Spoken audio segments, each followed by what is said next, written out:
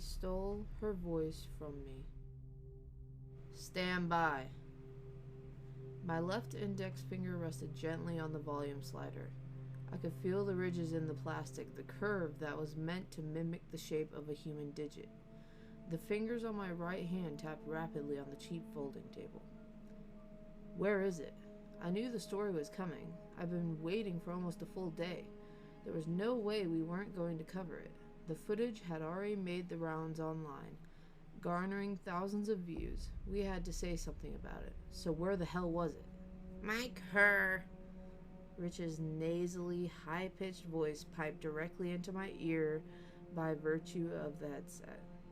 Hastily, I moved the slider responsible for Julia's microphone into place, simultaneously silencing the audio from the previous clip. A low hum could faintly be heard from the speakers, a sound I attributed to the air conditioning system in the studio. But it wasn't until Rich's next command, directed toward the camera operators, that her voice was heard. Cue. It had always become my favorite word, as it always preceded the melodious tones of her voice. Julia was a pretty girl, a bit short with straight dark hair, kinda busty, a couple years older than me. Her looks alone put her way out of my league, and normally I wouldn't be so bothered by that. I was used to it, but her voice, I found it both calming and exhilarating just to hear such vocal perfection, and what luck that I would be paid to ensure that it came across with clarity so that all could enjoy it as I did. My dream job, no question. But it wasn't what I was most excited for. No, more than Julia's vibrant voice. I was eagerly awaiting the words that would be wrapped within. It had been less than a day, but I already felt as though I had waited a lifetime, and my patience had been rewarded at last when I heard her begin. A viral video has been circling the internet depicting a brutal exchange between two homeless men. The individuals involved appear to have gotten into an argument regarding spacing limitations of the underpass they were living in. The altercation erupted into a fistfight which ultimately resulted in the death of one of the men. Julia paused momentarily, glancing down at the iPad in front of her. Now we want to warn you that what you are about to see may be disturbing to some viewers. I wasn't worried. I'd already seen the video a half a dozen times in the few hours leading up to this. I was fascinated with these sort of things. There was a sort of primal sensation that I would feel every time something gruesome and raw like this would surface. My secret obsession was mostly in good fun, a solitary activity that I alone could enjoy. But there was a certain satisfaction that I could only get from a video such as this. SOTNA, Rich interrupted, ensuring I did my job correctly. I despised that pompous tone, that implication that he was superior to me. Normally, I might have become disgruntled at this interruption, but for the first time in a long while, I appreciated it. I wanted to hear this perfectly and in its entirety. I raised the volume control responsible for the short clip of the fight. The footage was shaky, taken via cell phone by what seemed to be a passerby. The audio was not much better due to both the quality of the device recording it and the rainstorm drowning out the voices. Fortunately, subtitles had been edited in before airing. One of the two men stood with his back to the onlooker, a tan coat draped around his shoulders, thick black gloves on his hands, and a dark woolen beanie over his head. The other man, more clearly visible, had a thick green coat zipped up to his chin, which was mostly obscured by his thick, unkempt beard. One of his eyes was dull green, while the other was milky white. Understandable, given that he seemed to be in his late 50s and there was significant scarring on that side of his face. His hands were bare. He didn't seem to have the same luxury as his opponent, though he did have a red wool cap of his own. The two exchanged words briefly before their fight began. Mike, her, and Q. Julia's voice overtook the audio from the clip as the two fought on screen. The men got into this territory dispute late Wednesday night, and as you can see from this footage, it didn't take them long for it to come down to a brawl. The men exchanged blows as she spoke, but it only got more interesting. Briefly, the man whose back was to the camera pulled back an arm, plunging his hand frantically into his back pocket. Then, for a split second, there was a silvery glint. Then you can see one of the men retrieve a switchblade knife from his back pocket and stab the other man with it repeatedly. I shuddered with each blow. The sensation that overtook me was not fear or disgust, but rather exhilaration. This vicarious, visceral display was playing a tune on my neurons that I was more than prepared to hear. Goosebumps spread upon my arms and legs, each hair raising as a result. There was disappointment mixed in, though. Someone had gone over the video with a fine-toothed comb, making sure to censor anything that could be offensive. Why bother blurring this part? We all know what blood looks like. It doesn't really matter that it's all over the place. It's still blood. The producers had different plans, I suppose. The victim of this tragic crime has not yet been identified, but police are investigating at this time. If you have any information regarding the identity of the attacker, please call your local police station or Crime Stoppers. I sighed internally. Poor Julia. You're the type of person that really means it when you say that kind of stuff. That sickening positivity is why I gravitate to you, but all that happiness is the antithesis of my personality. It's bittersweet. The camera cut back to Julia at that point, and the show moved forward as normal. Another man was discovered dead today, the latest in a long line of homicides known as the Monogram Murders. Although this story piqued my interest, my morbid curiosity was sated. I knew that the satisfaction wouldn't last, but I could at least hold out long enough to get back home without disrupting my coworkers with my strange behavior. They wouldn't understand, and I wasn't eager to have them start asking awkward questions. Didn't work today, Nathan. Yeah, you too, I mumbled almost to myself. I reciprocated Rich's compliment, mostly to keep up appearances. I shouldn't have to hear that I'm doing my job well, and neither should he. But I guess it's all about being nice and courteous. I got the distinct impression that his rotund, freckled ass was bullied through all 12 years of school, and this job was just a way for him to feel like he was on top. I couldn't care less about his problems, but that sense of superiority was a thorn in my side, a nuisance that spoke directly into my ear on a daily basis. I was finished for the day, practically out the door. Checking my mail bin on the way to the stairs, I scratched absent-mindedly at the nape of my neck. I stepped out of the station building onto the pebbled sidewalk, taking in a breath of the moist, remnant air of last night's storm. There were no people out that I could see.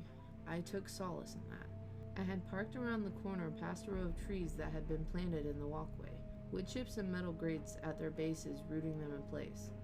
I always thought it was an appropriate comparison to the world as a whole. A blossoming thing surrounded by concrete, caged by metal, and founded on the death of what came before. That realization brought with it a sort of reverence for these things. I placed a hand on the slender trunk of one of the trees, just taking in the rough texture of the papery bark. I smiled to myself, soothed and calmed for the first time in hours. I stepped away and walked toward my car, allowing my finger to scrape lightly along the building I had just left. The color of stucco that the station spotted didn't match well with the coarse concrete substance that it was built with. The scraping ended abruptly as my hand reached the edge of the building, transferring over to the low pebbled wall that housed our business parking lot. I hadn't parked back there. That lot was used for company vehicles, cars, vans, and SUVs that the reporters and production personnel could transfer equipment in. We had no actual employee parking, instead finding whatever place we could get on the street to leave our vehicles. I quickly located my white minivan and strode toward it. I stepped over a puddle that had pooled against the curb as I reached for the door, key already in hand. As I ducked into the car, I felt a humid wall of heated air billow out. It had been rather warm earlier in the day, and it seemed that the still, cool air of the night hadn't had enough time to undo the influence of the sun. I took note of the various bottles of soda, mostly only half emptied, that littered the floor around me. Glancing to the center console, I found my cup holders occupied by 2 unfinished cans of Mountain Dew.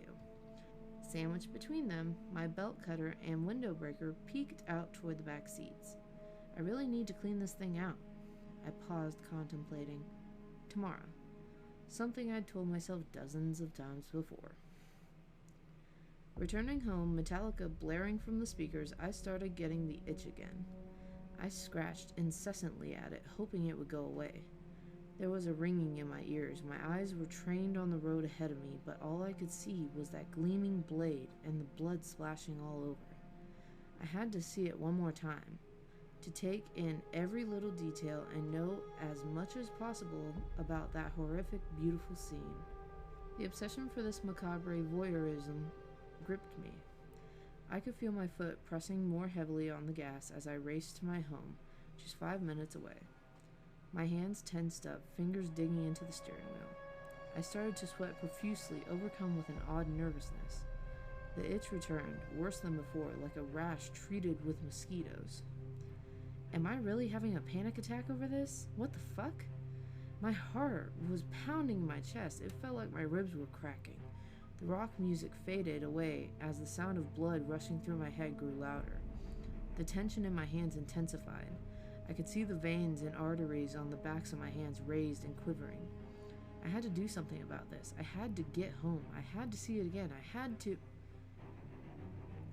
Realization spread through my entire body, and the horrible discomfort started to subside. No. My hands relaxed, and the fake leather cover of the wheel slowly expanded back into place. I have a better idea. The pulsating rush in my ears grew silent, and my heartbeat calmed to normality. My eyes glanced down to the hooked pommel that housed the belt cutter, the conic point of the window breaker gleaming in the light of the street lamps. Yeah, much better. I took a sharp U-turn and calmly directed my vehicle toward the interstate. The day crawled. It seemed like time had slowed down, and each second, each minute, each hour was far longer than it should have been.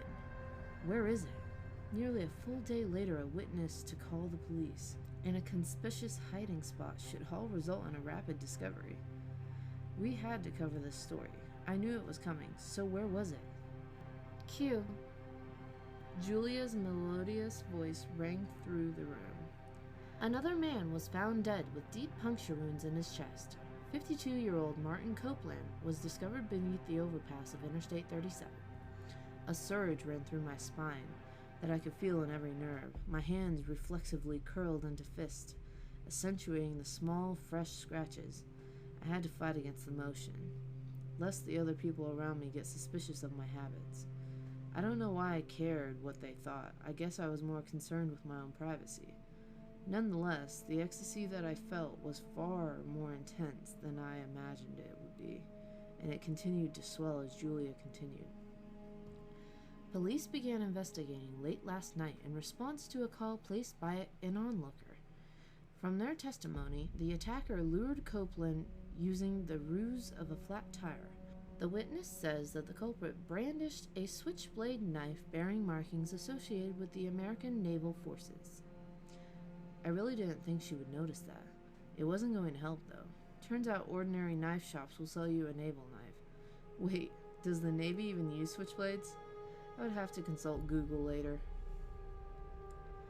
We reached out to this witness for a statement, but they declined to comment, asking that they not be on camera. Not surprising.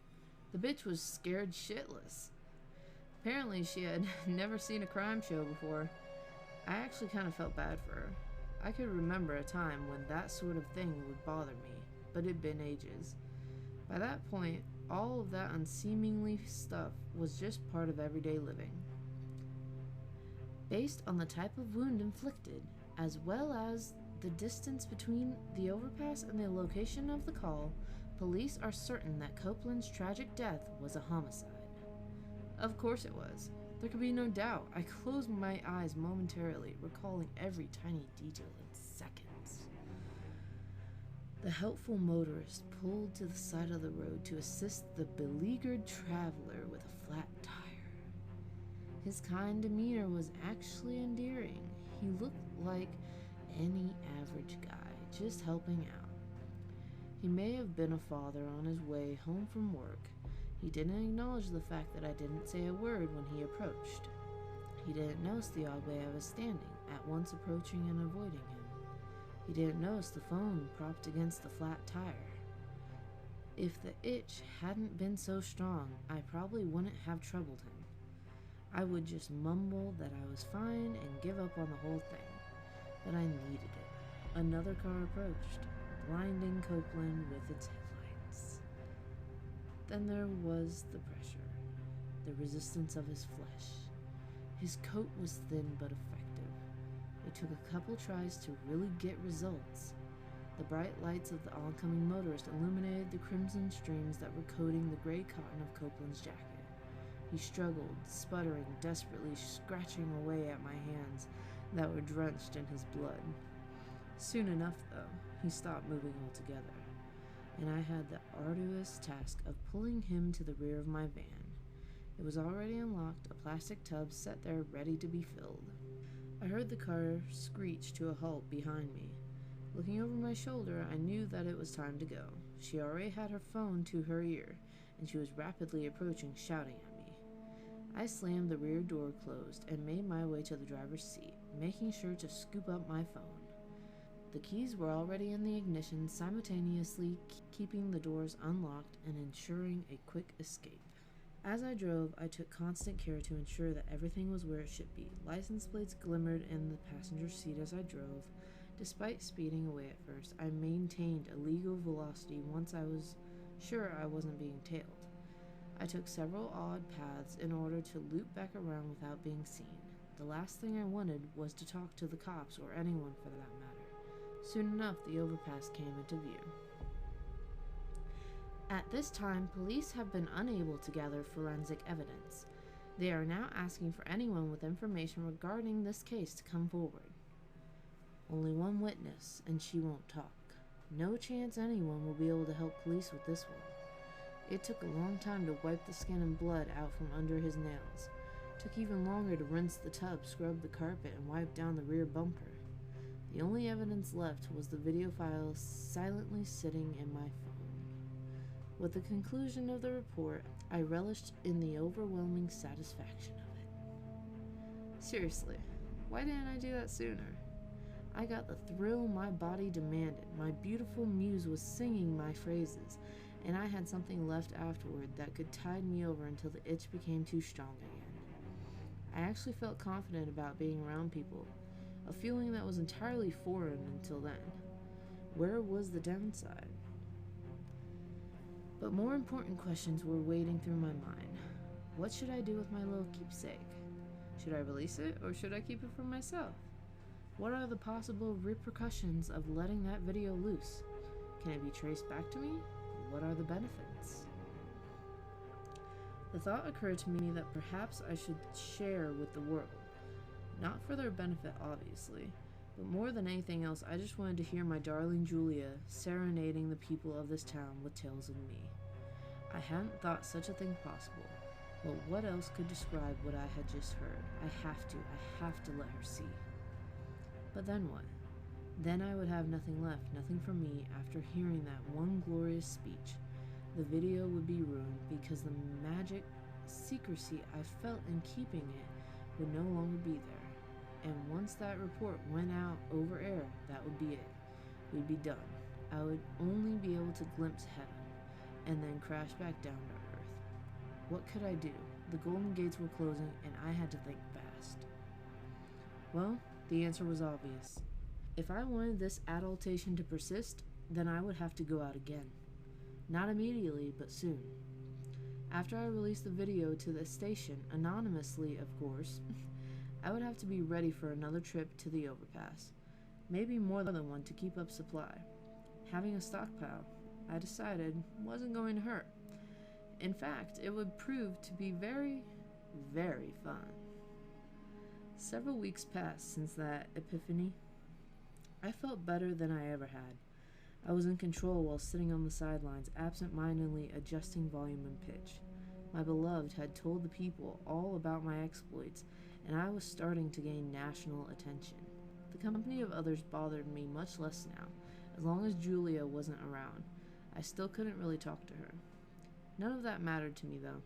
Just hearing my darling speak and knowing that it was I who made her feel so strongly was more than enough.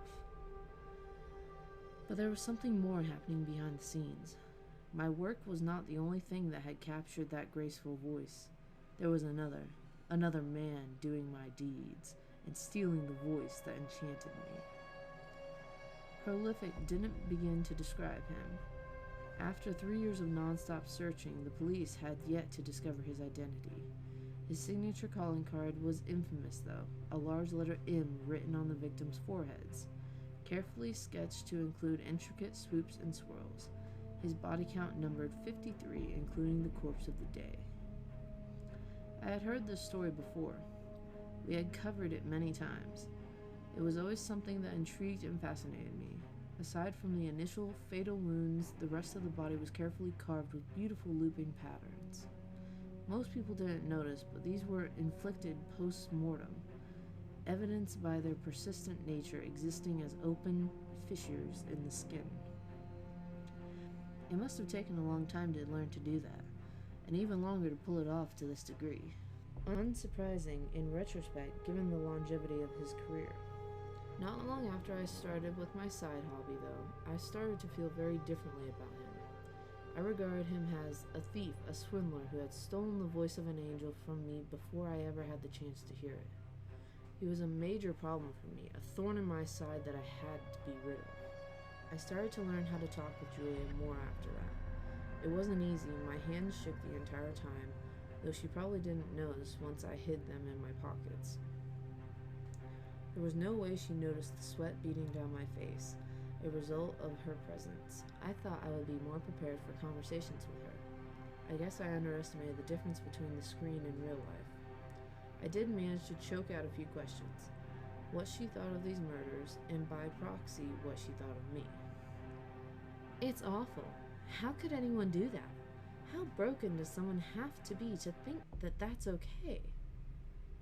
She said things like that a lot, but I could feel something different. I heard intrigue in her voice, something that was a shock for me. She had reported on many different stories throughout the years, but I had never heard her so moved by any of them. It made me smile on the inside, despite my exterior discomfort and agreement with her sentiments. But I was also distraught. I hadn't only asked her about the killer that I had become, but about the other one as well. I had no idea which one she was really interested in, and that lack of knowledge rattled me. I had to know. I had to know what she really thought, and the only way to do that was to track the M killer down. What will I do if I find him? That question proved to be harder to answer than I thought. I couldn't just line us up and have her pick, now could I? Not only did that make no sense, but worse still was the thought that she wouldn't want to be with me, that I would be inferior to this mysterious murderer. The ridicule and heartbreak would be too much to bear. So what then? What could I do to resolve this problem?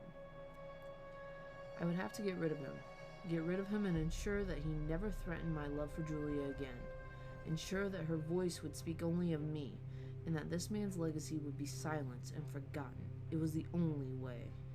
I started researching everything I could regarding the crime scenes. It took some doing and more time than I care to admit, but I became a volunteer crime stopper.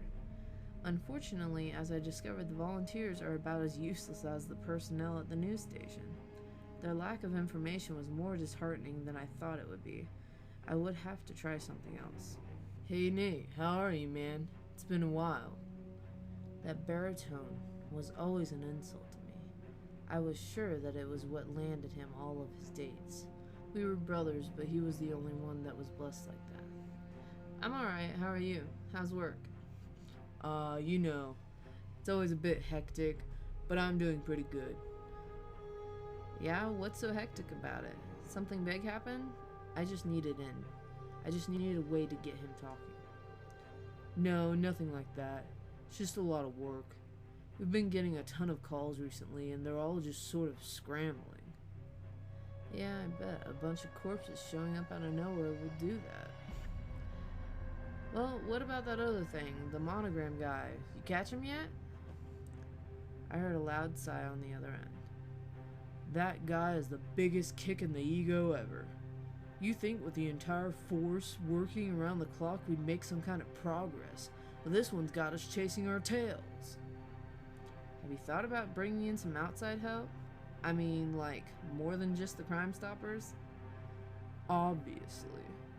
The snark in his voice was not lost on me. But we can't bring just anybody in. I mean, average people just aren't equipped to deal with this stuff. Besides that, there are protocols in place to prevent outside involvement. It's all corporate stuff. But they're there for a good reason. Basically, we're out of luck there. Unless someone calls in with something useful, we can't really do anything more than what we're doing now. Alright, I just need to convince him to let me into the police station to look around. I need to know what they haven't told the news. So the guy just gets to run free while you sit and wait? That kinda sucks. Well, what would you do? He was almost shouting into the phone at me. I felt a little bad, but he wouldn't understand anyway. Let someone in that can actually help. You guys need a new perspective. Someone else to look things over and point you in a different direction. We don't have anyone like that. Why are you so invested in this anyway? Shit, I didn't think he would ask me that, and I wasn't really prepared to answer it. My motivation wasn't particularly moral, but I was doing what I needed to do. He wouldn't understand. No one would understand. I thought on my feet. Someone I knew wound up on the news the other day. I had to listen to Julia telling everyone about the nasty things that were done to him. How his skin was all torn up and how he was found just laid out in the middle of a park. I'm tired of it. He wasn't the first one we reported on, but I want him to be the last. There was an extended silence from the other end. What's taking him so long? He believed me, right? I mean, I tried my best to keep my voice steady. Was that wrong? Would it have been more suspicious if I was distraught? Oh, fuck. Now I'm confused. There's no way he believed me. He would have said something by now. Does he suspect me? Does he know what I've been doing? Look, I understand how you feel, but there's nothing we can do that we aren't already trying. I can't help you, man. Sorry. I knew he was about to hang up. I had to give him something, anything. Something that would get me to the station with him. My friend was already dead when your killer made those decorative cuts. He stopped again, but only for a moment. He put the phone back to his face, and his voice was far more serious this time. He spoke in a hushed tone. He was probably at work. How the hell do you know that? No one was supposed to know details like that. I suddenly felt a bit nervous, like I could feel his eyes scrutinizing me. I could tell he was taking careful notes of my words. He was definitely suspicious of me. The cuts, they were smooth, clean, they were shallow, like the skin was sliced away with a potato peeler. They weren't bloody, they weren't raised at the edge. If he were alive, they would look different. Bruce must have thought there was something wrong with me. I mean, who the hell knows that type of stuff? But I knew. I had seen so much macabre stuff online over the years, and I paid attention to the details. Most people probably wouldn't have noticed something like that, but it was easy to see after a few times through. My sick hobby may very well have spooked my brother out of helping me. I knew I shouldn't have told anyone. He sighed under his breath. I don't want to know how you know that. I should just hang up the phone and pretend we never talked. Yeah, I guess so. Sorry. I started to put the phone down, my thumb creeping toward the icon that would end the call. If I wasn't so desperate to get somewhere, I wouldn't say this. But I want to come pick you up and bring you to the station. No fucking way! There is no way that worked! You know what you're talking about. You already know more than you should about this, and it's not like you're an idiot. A brief rustling emanated from the earpiece of my phone. I heard Bruce's voice, but it sounded far away, like he had the phone away from his ear. I can't believe I'm even considering this. Another rustle. His voice returned to full volume, and he continued. When's your next day off? Saturday? Alright, stay home. I'll come pick you up, and we'll go together. I'll let you know when I'm on my way. Okay, sure thing. Alright, talk to you then. Alright, bye. I hung up before he could respond. My hands were drenched in a sweat I hadn't even noticed. It was hard to hold onto my phone because of all the shaking. I had to take a few breaths and try to calm myself down. I retrieved my laptop from my bag. I already knew what I needed to see. Bruce arrived later that week. He brought his cruiser, a white SUV with police spray painted in black across the doors.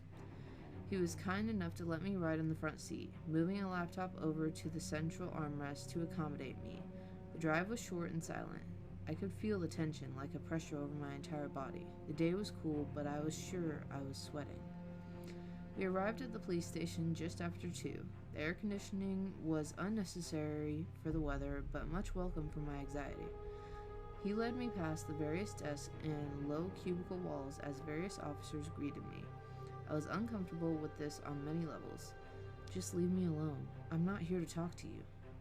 Soon enough, we were able to break away from the small group, and Bruce led me toward a glass door with Venetian blinds on the inside. There was some text plastered on the door in bronze paint. Reggie Hansen, Chief.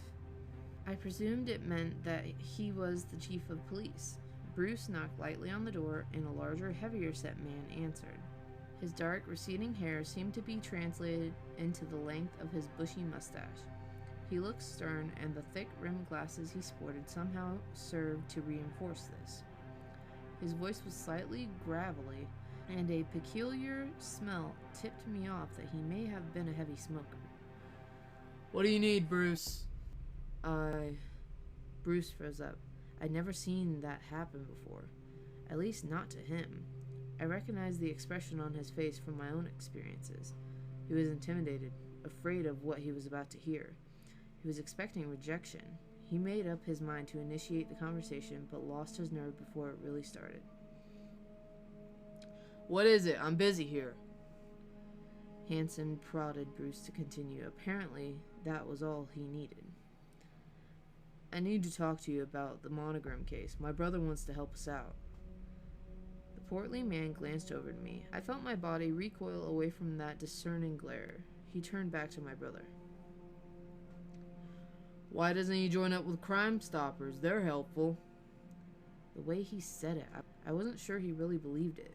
There was a sort of sarcastic reflection buried in the words that told me exactly what he thought about them. Bruce apparently already knew about his chief's lack of faith. He seemed annoyed that his boss was playing with him. Come on, I'm serious about this. He already knows that most of the cuts were made post-mortem. I didn't tell him. He figured it out on his own. This made Hansen stop for a moment. He looked back at me again. He stared for a long time, eyes narrowed. Without noticing, I maneuvered behind Bruce, seeking protection from his gaze. Why don't you have a seat over here? I need to talk with your brother about some things. He ushered Bruce into his office, leaving me behind. I took a seat in one of the plastic chairs lined up along the wall. Thoughts ran through my head at lightning speed. What are they talking about? Why was that guy looking at me like that? Does he know? No, there's no possible way he could figure out that I'm a serial killer. Not just like that, right? But if he doesn't think so, then why is he talking to Bruce in private? Is it just protocol? Why am I so worried about this? There's nothing that can tie me to those bodies. Come on, calm down, just breathe, relax. Just get what you came here for and get out. It was nearly 10 minutes before Bruce came back out. He seemed exhausted from his conversation with the chief. He turned to me, wiping his brow. Well, I managed to convince him that you could help. He gave me authorization to let you see those files, but I have to stress that none of this leaves the station. You can't write anything down, and you can't let anyone learn about what's in those files. Understand? I nodded silently. I could tell he was deadly serious. I'd never seen him so strict in my life. It unnerved me. He led me back to a room full of boxes. The musty smell of old paper was overwhelming. Each box was labeled with a range of time, day, month, year, today, month, year. Several boxes were set apart from the others. They had 2 labels. Some of the boxes said cold cases, the rest said current. Bruce started rifling through one of the current boxes. There were dozens of files inside. They had all sorts of labels, although most simply had a name. He retrieved a massive stack of files, all contained in a manila folder that was clearly too small for that many pages. Here, this is everything. He solemnly handed me the folder. It felt more like he was handing me a live grenade, afraid that I would pull the pin. I took it, quickly catching the few files that started to slide out to one side. Thanks, I appreciate it. I meant it, but not for the reasons he thought. I was one step closer to eliminating my competition and securing Julia's adoration for myself. I set the file on the wood top, folding leg table that was set in the room. I had to wipe away a thin layer of dust to clear space to work. Opening the folder, I spread out nearly 70 files across the surface of the table. Some were a single page thick, others rivaled some short stories I had read. I asked how long I could look over them. I'll stick around a while, help answer any questions you think of, but eventually I'm gonna want to get home. I can't let you stay here after that. I nodded, looked over the files, and started reading. I could see why this criminal was such a problem for the police. He was careful, meticulously ensuring that no physical evidence was left for them to find. Even more interesting, I discovered that he took his victims long before the first was ever found. Files regarding earlier victims didn't reveal much that wasn't already known. After a while, though, the police started soliciting help from states with greater forensics capabilities in an effort to break the case. DNA sequencing of the victims that were examined by these other institutions resulted in several abnormalities. Autopsy and subsequent testing revealed severe damage to the cellular structure of those found. After several days scratching their heads, coroners concluded that the victims had all been frozen for an extended period of time, being discovered shortly after thawing. The killer had taken them out of storage long enough to carve a masterpiece and left them out on display. This discovery created chaos within the police force. Most of the files I could find were dated after the coroner's report, and suddenly anyone with a deep freezer was a suspect. No one was ever convicted, however, because there was a complete lack of physical evidence. Despite the police stopping at over 300 houses, businesses, and even government buildings in 3 years since the bodies started appearing, the murderer had still evaded capture. I started to think that this was impossible. There's no way anyone is this good. 3 years of searching and nothing to show for it? How? I turned to Bruce to get some confirmation about what I had read, and found that he wasn't looking at the case files as I read them. He was watching me carefully studying. I started to realize that this was why Hansen had spoken with him while I was out of the room. I was allowed back there, but Bruce was still trying to pin me as a suspect. I decided that I had seen enough after that. I told Bruce that I could understand why this was so tough, but I didn't think of anything that I could add. I apologized, but he didn't seem satisfied. Despite that, he led me to his cruiser and drove me home, though I could feel his scrutinizing gaze on me the entire way. I ruminated over the newfound information for over a month.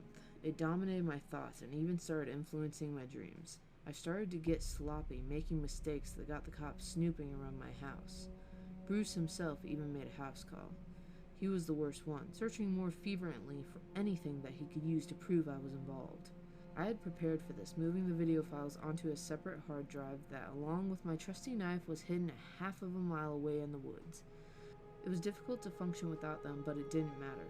I had to lay low, I had to know who this person was, and I had to find him.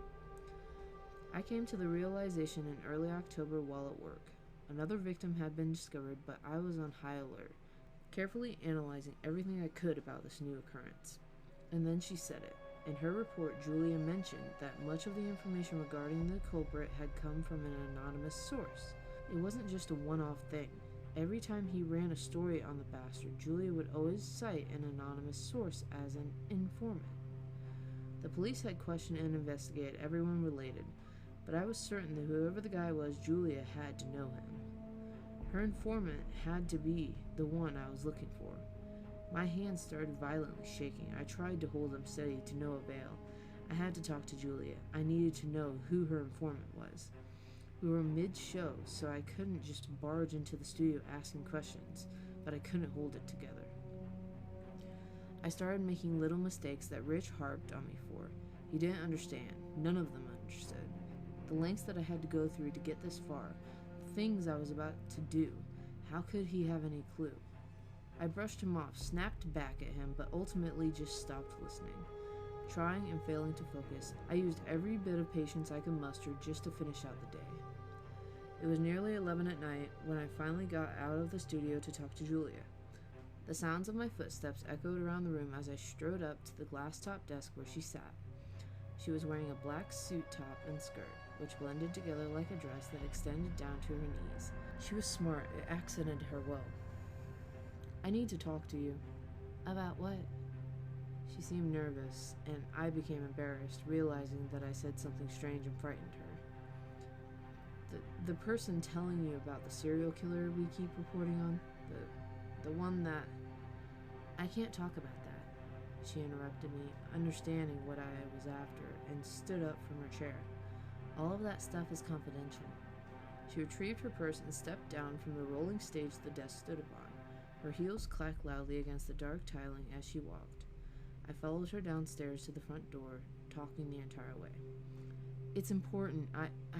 I've been working with the police, looking over case files, and I think I have something to go on, but I need to know who you've been talking to about this." She stopped for a moment and turned to look me in the eyes. It was a moment I was unprepared for. I pulled back a bit. "You're working with the police? For how long?" About 2 months, give or take." I could hear the embarrassment in my own voice, reminiscent of a teenager asking his crush to prom. I wasn't precisely truthful, but it was close enough. "Why didn't you tell anyone about it?" she asked, turning to continue down the stairs. "I can't. The police files are sealed, locked up tight. No one is supposed to tell anyone what they know outside the station." Julia opened the door leading out to the street. I held it as she stepped out. The cool autumn air was a sharp contrast to the warmth of the building. The sky was overcast, the sea of dark waves, pierced only by the shining moon. "But you want me to tell you all of the things she told to me in confidence?" Julia's face held an uncharacteristic, stern expression. I hadn't thought it was possible for her to become this upset with someone, and the whole situation put me on edge. "If it means I can find the son of a bitch, I know that whoever your informant is, they can lead me to the killer." "Well, what would you do if you actually did manage to find him?" I was worried about this one. I didn't want to lie to Julia above all else, at least not any more that I already had. But if I told the truth, whether she really cared about the guy or not, I had a feeling she wouldn't like what she heard. I had to force myself to give an answer she might accept. "Give what I found to the police and make sure the guy goes to jail." She stopped for a second and nodded as her lips curled up into a smile. I smiled too, seeming that I had earned her trust. Inside, though, I was cursing myself for betraying her. "Come on, my notes are in my car," she said after a moment of internal deliberation. She turned away from me, walking purposely along the side of the building. I caught myself staring, her hips rocking as she walked. I was enamored, but equally uncomfortable. I followed as she led me past the low wall into the station parking lot. As an anchor, she had the special privilege of being permitted to park in an enclosed space. Julia leaned down, unlocking the rear passenger door of her black family sedan. Pulling it open with a satisfying ka-chunk, she ducked inside with her back to me, rummaging around before crawling in. I admired the view, but was caught off guard when she spoke. "Are you coming or what?" I pulled myself back to reality, reluctantly stooping down into the vehicle. Despite the fact that this was a business meeting of sorts, I still felt a little awkward getting into Julia's car. She handed me a large manila envelope stamped with that signature M, a small, patient smile adorning her face. "This is everything I've been told, everything that made it to the newscast, and a few things that didn't." I folded the tiny metal tabs that held the envelope closed, pulling the upper tab free. I slid the papers out, using the envelope as a rest for them. I started reading, but Julia suddenly threw herself at me. Then the pain in my chest started, and I gave Julia a confused look. She wasn't smiling anymore, and I glanced down to find her hand wrapped around something silver. It is with great sadness that we bring you this story. This morning, a missing persons report was filed with regard to our very own Nathan Reiner. He was last seen leaving our station Thursday night at approximately 11 p.m. Police have issued a APB for Nathan's vehicle, a white Ford minivan. They are encouraging anyone with the information regarding his whereabouts or the location of his vehicle to contact local authorities or Crime Stoppers. A link has also been set up on our website for those of you looking to help our search. Reporting live, I'm Julia Monroe for Channel 6 News. Alright, if you guys like this video, please give me a like and give me a word down in the comments if you want more, and I will see you guys in the next video. Peace!